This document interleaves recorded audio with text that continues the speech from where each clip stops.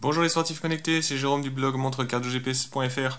Je vous fais une petite vidéo en parallèle du test de la Fitbit Ionic. Donc le test est paru sur le blog, hein, si vous voulez aller lire le test complet. Et là je vous fais un petit tour en vidéo, histoire de mieux vous rendre compte de ce que c'est que cette nouvelle smartwatch de Fitbit. Alors je dis nouvelle smartwatch et en fait c'est ça la grosse nouveauté pour Fitbit, c'est que Fitbit passe de la domination du marché des bracelets trackers d'activité, relativement simple, hein, ils avaient qu'un seul modèle étanche, un seul modèle avec GPS. Et là, ils ont décidé d'attaquer un marché où l'Ionic pourrait se placer en concurrente directe de l'Apple Watch. C'est d'ailleurs souvent comme ça qu'elle est présentée. Et puis on va voir un peu si vraiment elle est au niveau ou pas. La première chose à voir, c'est qu'elle est super fine. En fait, le boîtier est en aluminium, donc ça c'est un bon point, je trouve. Elle reste super légère, super fine, mais sauf qu'elle n'est pas en plastique, quoi. Alors après, on aime ou on n'aime pas l'écran carré. Il y a trois boutons, plus un écran tactile qui est bien réactif, hein. L'écran est surtout super lumineux. En fait, je me rends compte là à l'écran que ça rend pas si bien que ça ne l'est dans la réalité.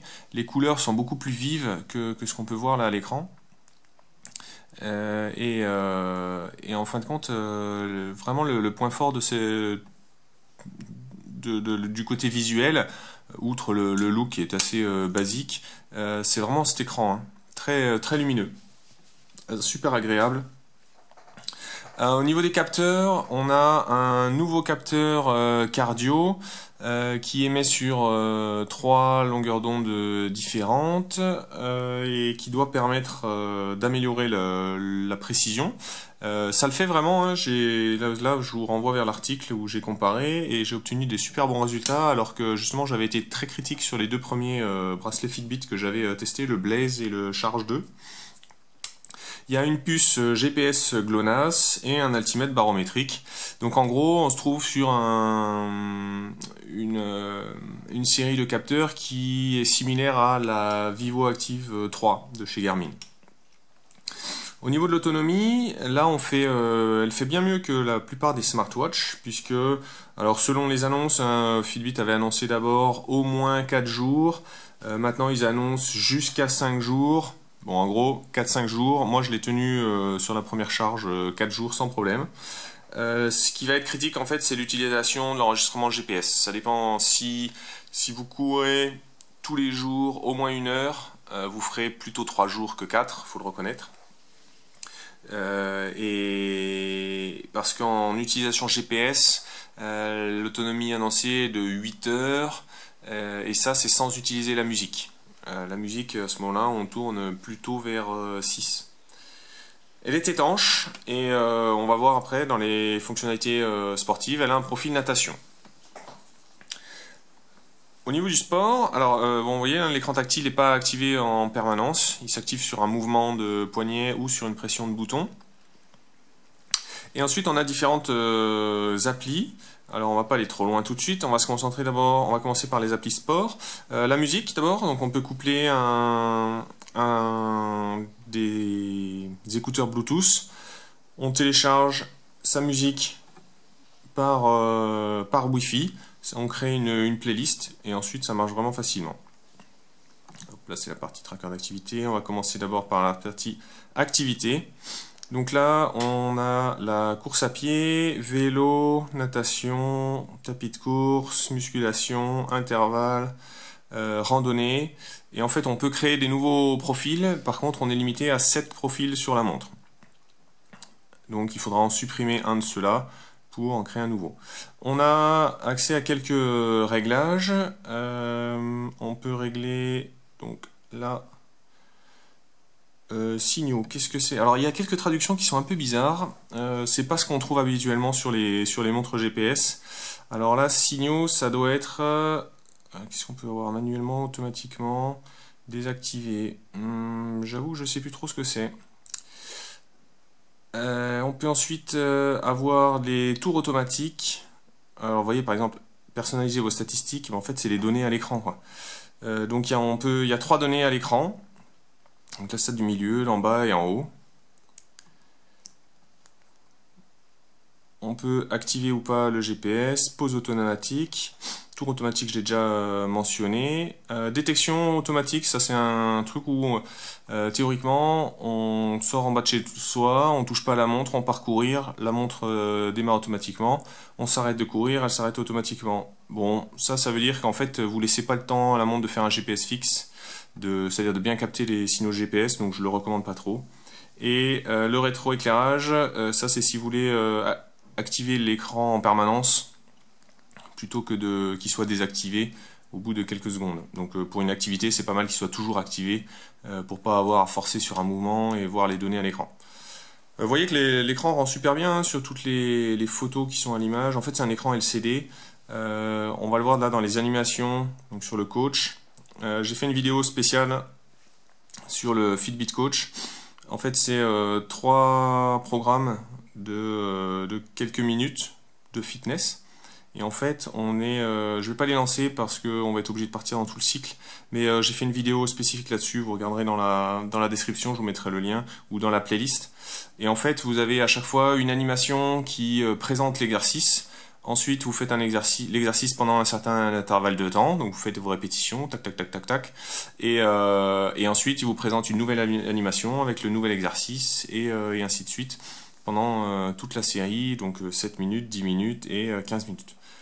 C'est pas mal, franchement, pour les gens qui ont assez peu de temps pour faire du sport. Et c'est vraiment ça la force de Fitbit, en fait, c'est leur aspect motivation. Là-bas, on va arriver sur la partie tracker.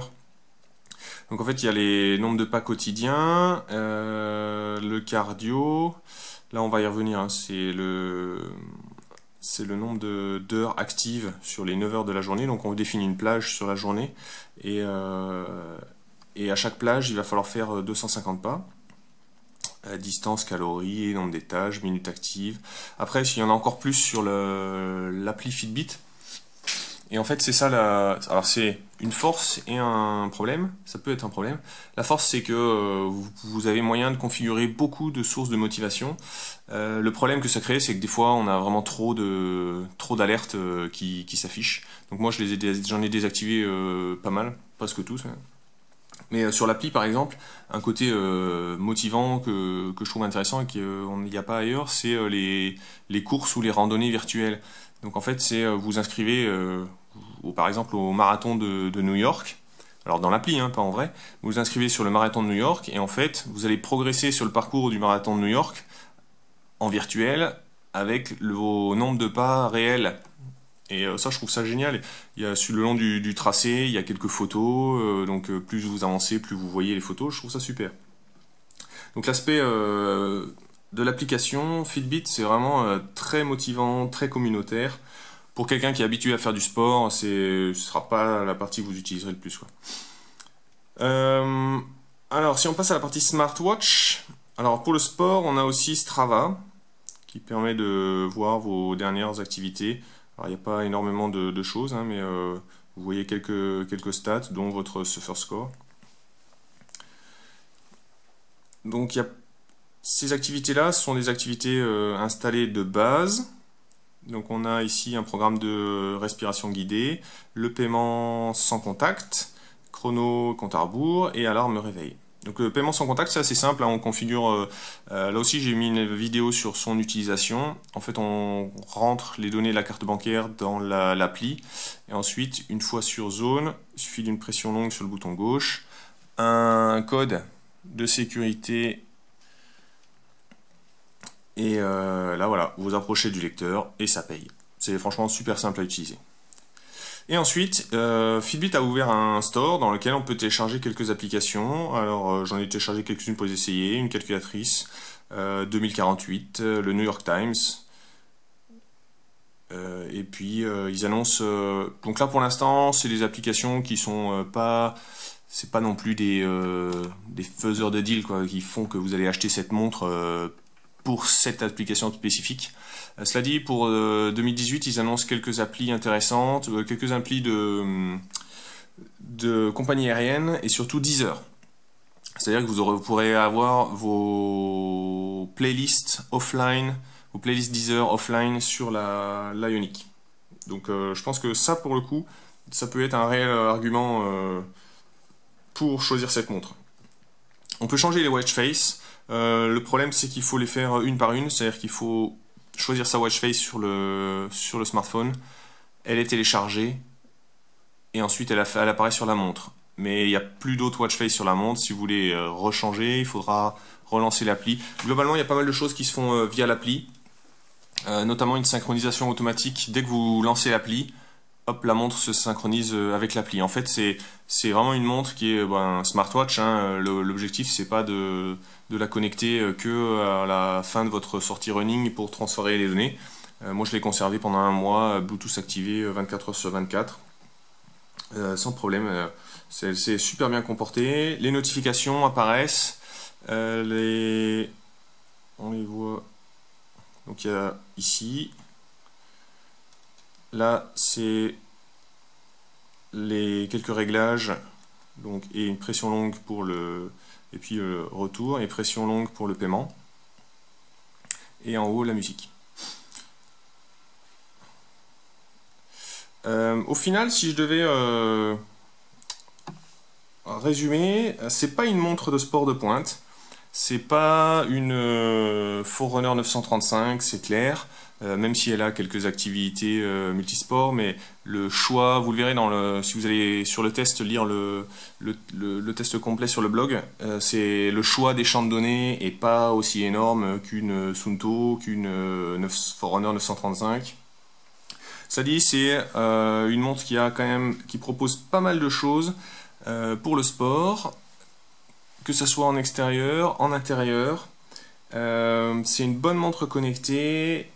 Cela dit, je la placerai quand même derrière l'Apple Watch parce que pour l'instant le store d'applications, ils appellent ça la galerie d'applications, n'est pas encore très très fourni. Il y a un petit peu moins de 60 applications téléchargeables.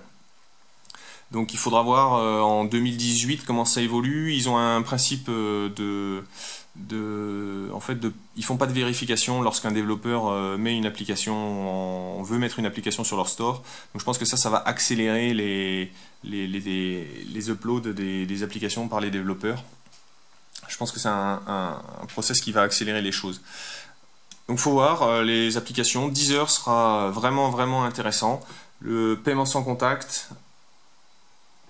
Et en termes de précision cardio et GPS, franchement, je l'ai trouvé au niveau par rapport à les montres que j'avais en test en même temps. Donc j'avais une Suunto, 2 Garmin. Donc vous verrez ça sur l'article du blog. Le seul reproche que j'aurais eu faire, alors il y a un système des tâches rapides des bracelets. Le seul reproche que je pourrais faire, moi, perso, l'écran carré, ça me va, etc. C'est le bracelet qui est un peu rigide, un peu épais. Vous voyez un peu la taille de la boucle, on dirait la taille de la boucle de la Fenix 5 X. Ça dit, au global, pour quelqu'un qui cherche une montre connectée pour le sport, franchement, c'est une bonne candidate. Elle est compatible Android et iPhone. Donc ça posera pas de problème. Et donc c'est une bonne généraliste, quoi. Un petit peu comme la Vivo Active 3 sur Garmin. Sauf que là, en plus, on a la musique. Vivo Active 3, on a le côté multisport et le paiement sans contact. Ici, on a paiement sans contact, multisport, lecteur de musique et de plus en plus d'applications qui vont arriver. Et pas uniquement des applications sportives. Parce que sur le Connect IQ, c'est quand même très orienté sport. Ici, on va avoir les compagnies aériennes, lecture. J'ai appris que la Russie était bannie des JO. Je l'ai appris sur la Ioniq avec le New York Times. Voilà, si ce petit test vous a plu, mettez un j'aime, abonnez-vous à la chaîne parce que je publierai d'autres vidéos probablement sur d'autres montres. Je ne sais pas si je ferai une autre vidéo spécifiquement sur la Ioniq. Mais si jamais, il y a une playlist Ioniq dans laquelle vous retrouverez toutes les vidéos sur la Ioniq.